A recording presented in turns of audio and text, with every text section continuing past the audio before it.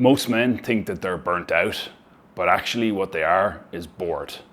They're stuck in a life that they no longer want, and maybe for lots of good reasons, they don't want to admit that to themselves.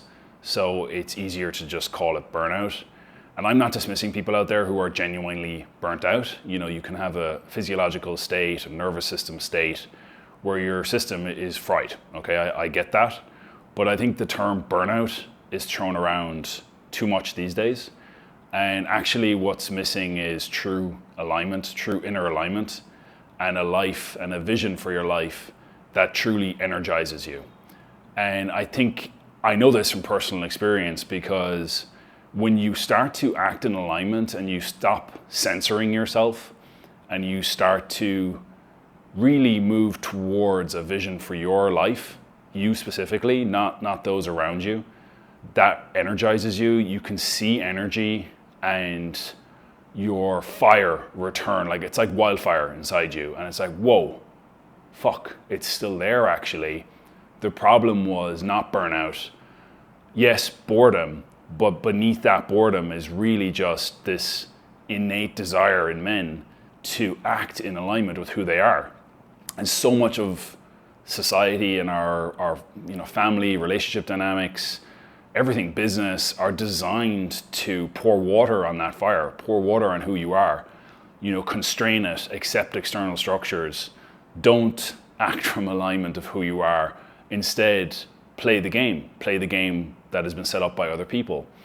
And what I'd implore you to do is to move from that state of feeling I'm burnt out, but also restless, to a state of extreme and invigorating energy. Like, I'm 40 years old now and I feel more energized in a good way than I have in my whole life. Like, I look better, I feel better, and I have more energy, because over the last 12 months particularly, but I suppose it's been a process over a longer period of time than that, I really just faced in an uncensored way what's going on with me internally and who I want to be in this world. And sometimes that you have to go back to like your teenage years or your childhood years even, and just remember who you really are.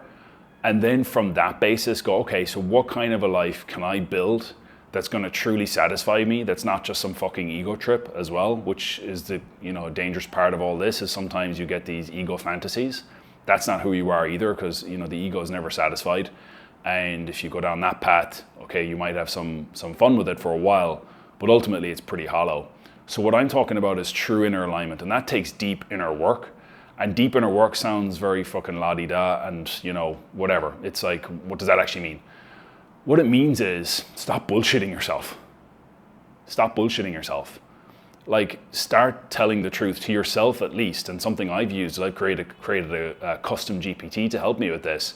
I just had so much going on inside my head after, years of grinding at a tech business, years before that grinding in an army environment at the highest levels, pushing myself to the extreme, and then years before that in other jobs and educational environments where I was always pushing myself to the max. And that's cool. Like, I'm an ambitious, high drive person, and you probably are too.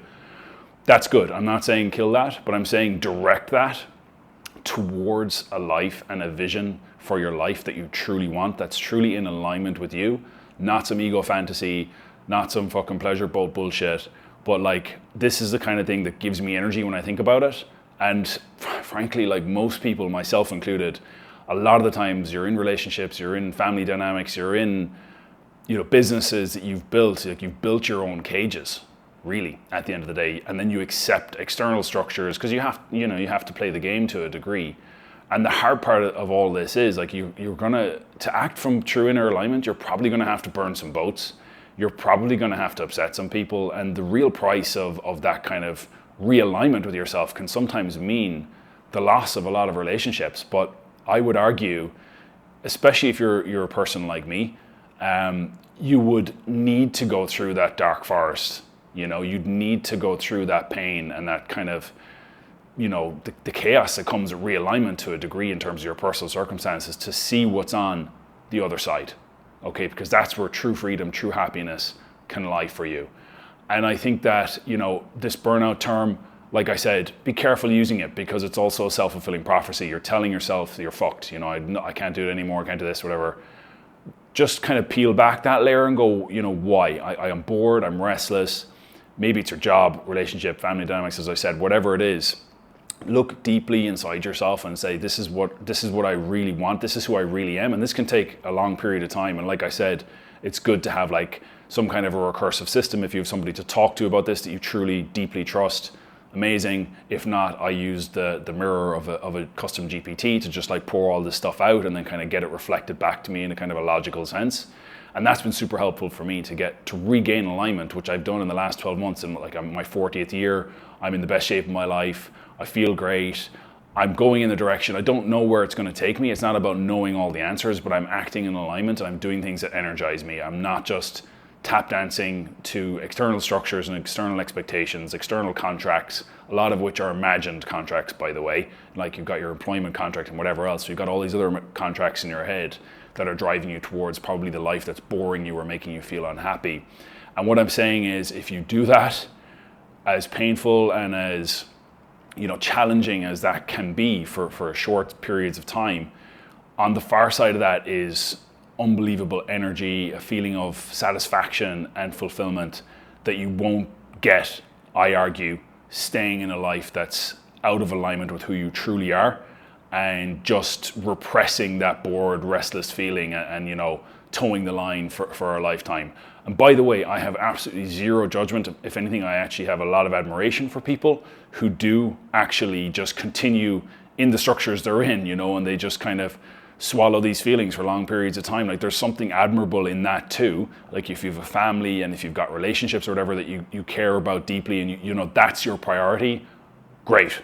I'm talking to the person out there who's just unbelievably bored and unhappy, restless in their current life. They feel out of alignment and they want something more and are willing to take the courageous action to actually explore that more deeply in a true sense and not in a bullshit myself sense. You don't want to do that either, because people can kind of bullshit themselves on these spiritualized journeys too. But what I'm saying is, if you can really uncover the truth about yourself and then act in alignment with that, you will see the energy come back in a way that actually kind of dumbfounds you. It's just like you can't believe it's actually there.